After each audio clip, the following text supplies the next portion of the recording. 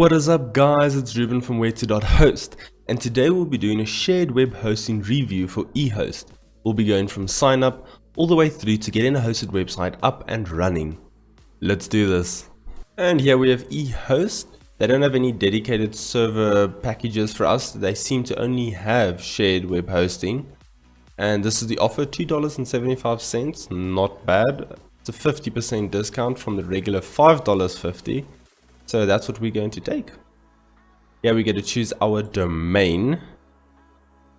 I've already taken this domain, that's why they're telling us that, it's already in use. So we're just going to use a tester domain just to get through the sign up. And here we've got our name, our email address, and our password information. This is actually to create the account. So we're going to continue. And they say, congratulations, our demo domain is available for free, which is pretty cool. They keep saying, yeah, it's a 60% discount, so looks like we're getting 60% discount. Yeah, we've got our street address, city, zip code, country, telephone number. We've got our package information. This is where we can actually see the packages and their pricing options. Got the 1 month, 12, 24, 36. Very nice scaling, very nice loyalty aspect. 1 month it's $14.98, going down to 12 months $3.99, 24 even less at $2.79, and 36 $2.20. So that's a very nice loyalty aspect. Obviously we are getting 60% discount. Pretty sure we're only getting this, yeah, I was just about to say we're only getting the 60% discount when we take it for a year or more. Yeah. If we took it for 1 month, then we won't get any discount. Our domain name is included for free, which is pretty cool. I wonder for how long though. Normally they only do it for about a year, but we'll have to see if they maybe give it to us for a little longer than that. I know some sites do actually give you a lifetime domain for free, but I'm unsure with them. And our billing information. And then here's a little bit of privacy policies in terms of use, etc, etc. Now what I'm going to do is I'm going to fill in my information, and then I'm going to bring you guys back. So here we are on their home page, their landing page.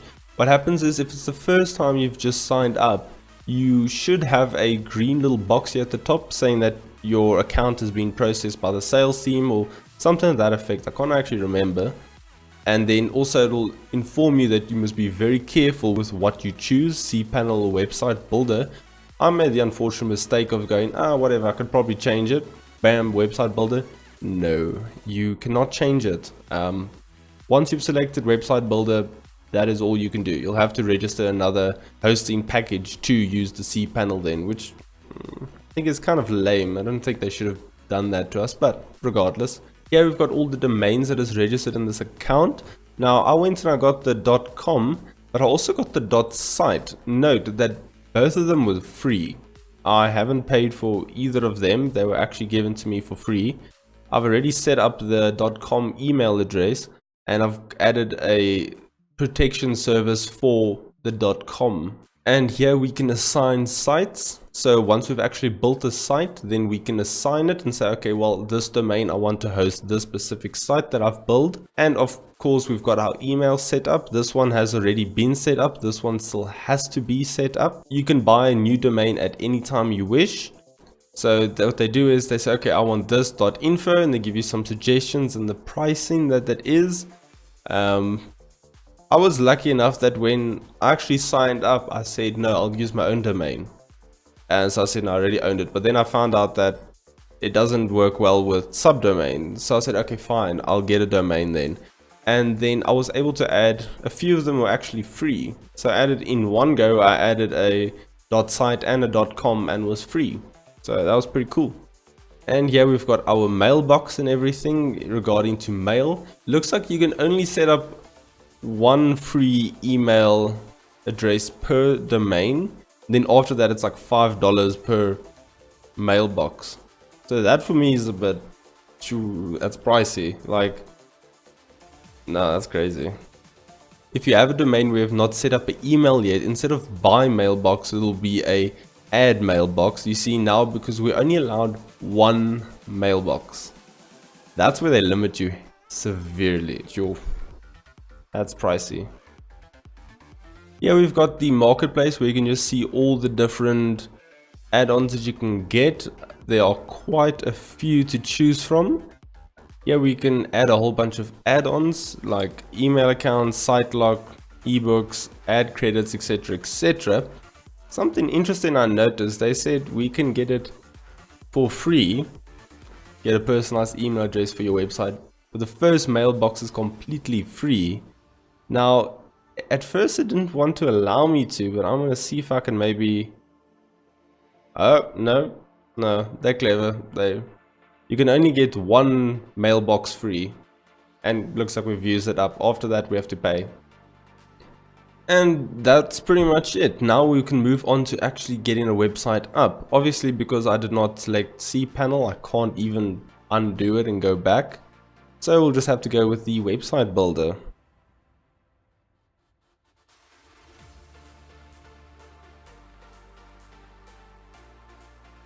I've been looking around and I found a template that I think will be quite nice. Obviously our category is computers and technology. And then this is the template that we are going to get going on. Our website editor is loading. Cool. And here we have our website up and running by the looks of it. But now we have to save it, right? And when we save it, here it says, okay, freesite.website.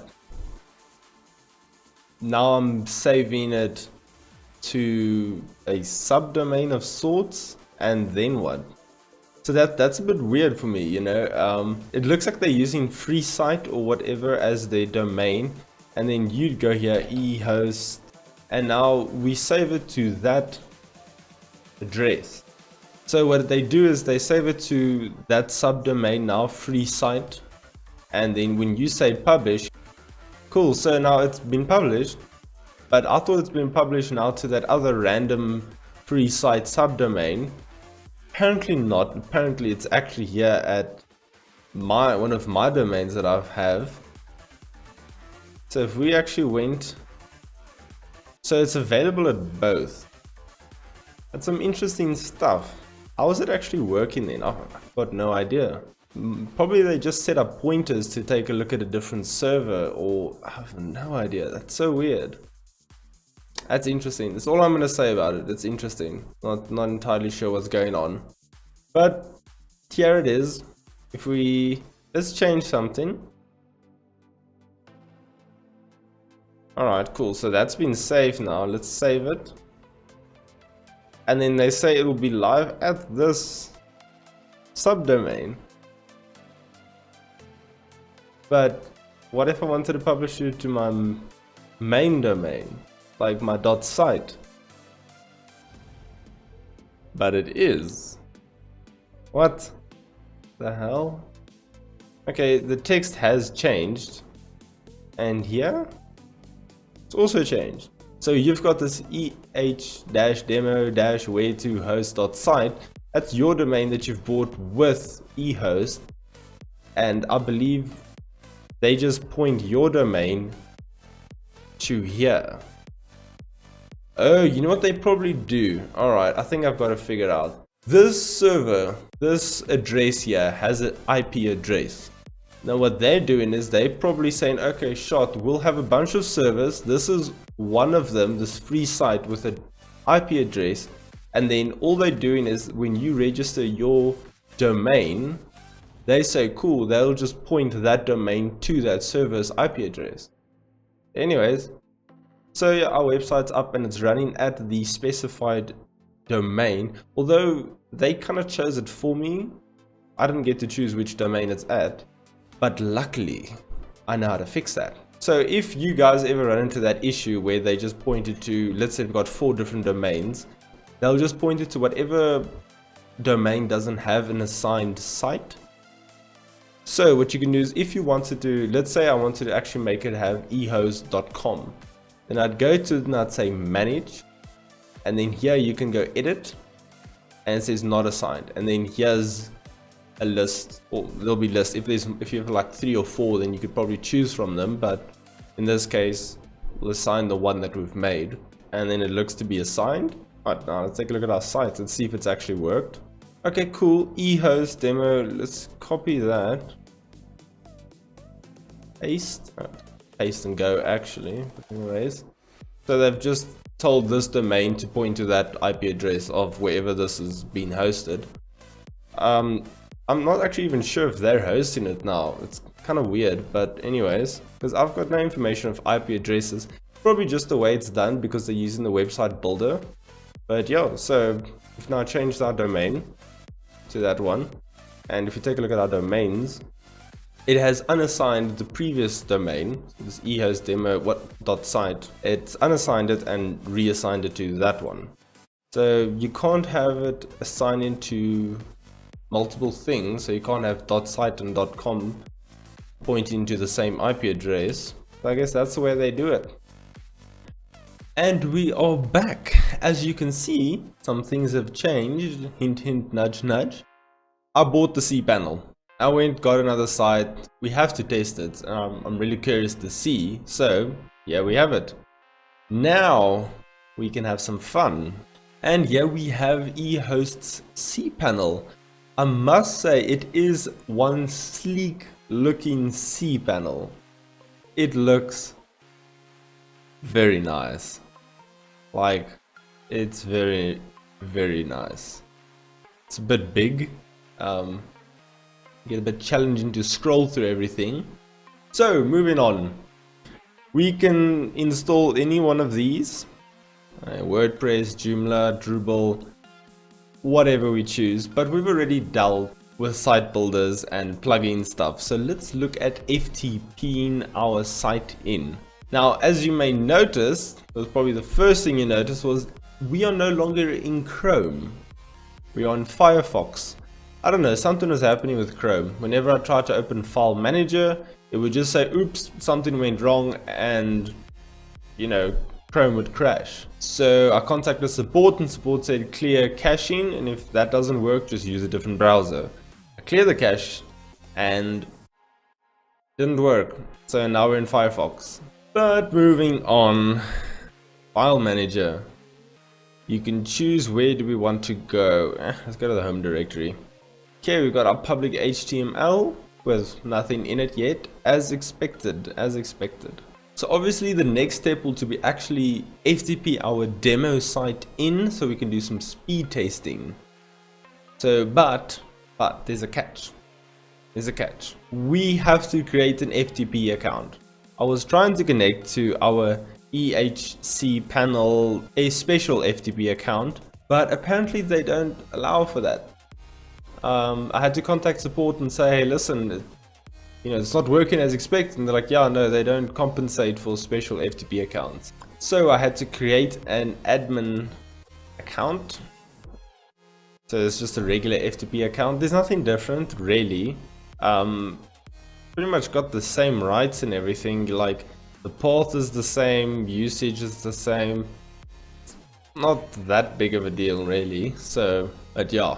So there was that. Now to actually configure the FTP, it's just a standard username, server, port, or you just go for the FTP configuration file. They've got instructions, and yeah, we've got our 10-step program, how to actually connect to our FTP account.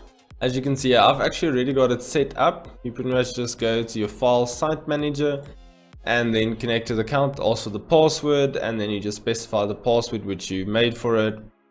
Done and dusted. And then we are in. Here we can take a look, and here we've got our stuff. So what I'm going to do now is I'm going to FTP the files in, and then we are going to do some testing.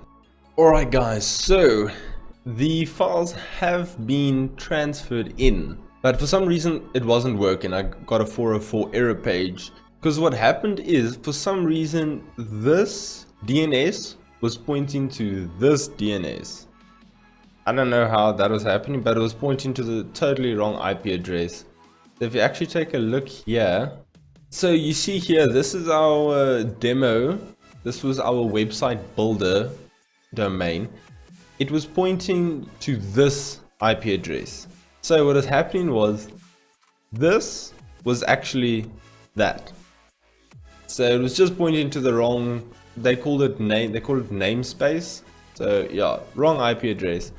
Fix that, wait a little while for all the DNS servers to propagate. And if we close all this, we can then see here, boom, it's loaded. So now we've got our site up and running. So what we can do now is we can go here, we can go web page test, and we can go gtmetrics.com. Grab our URL and we can paste. And we can paste. Okay, that's gonna do its job. And now we wait.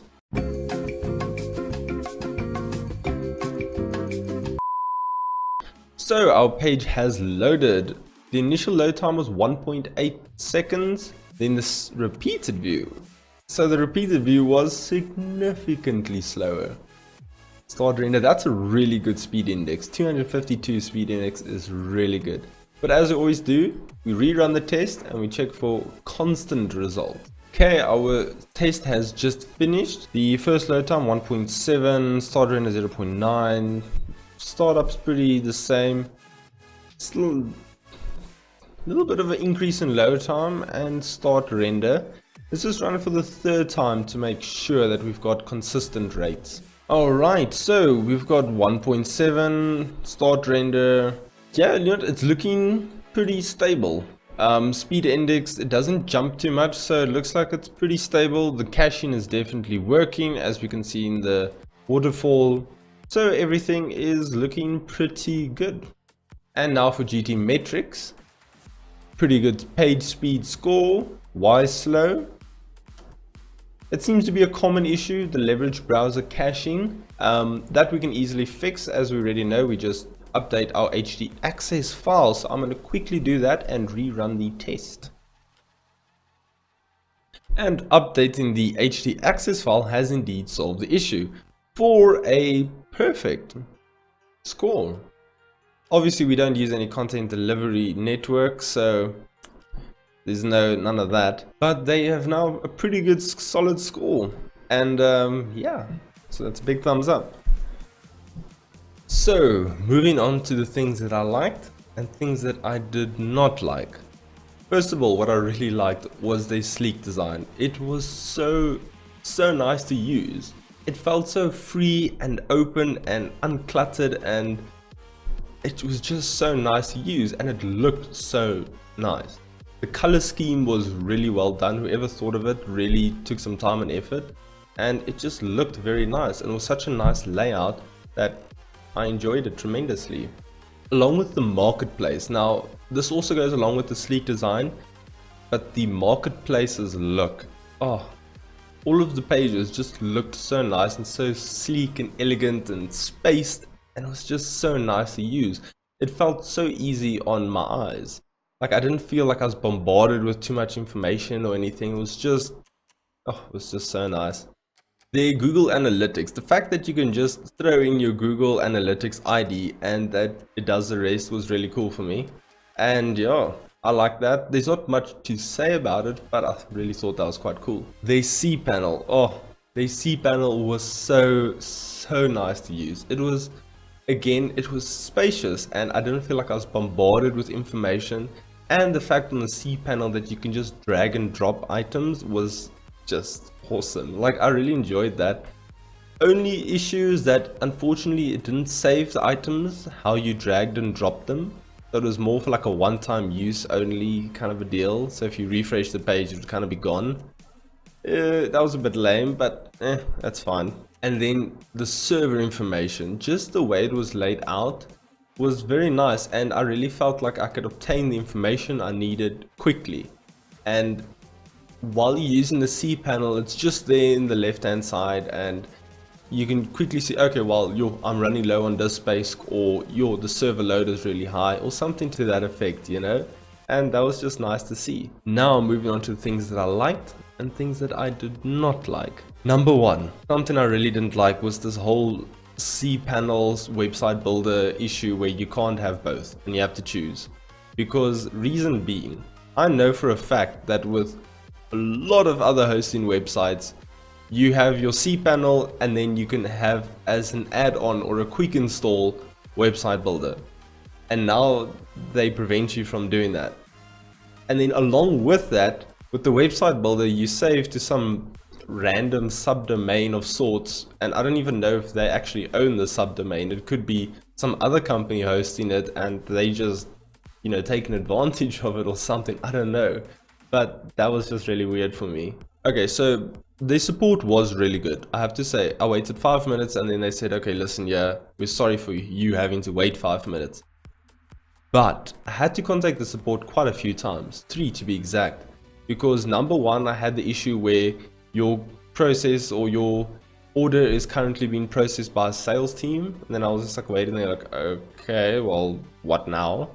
And then it took like 10 minutes and then I was like, okay, now I'm contacting support. Contacted support, and literally while I was contacting support, the issue resolved itself. So I was just like, okay, well, that was lame. Then the file manager was not working in my Chrome.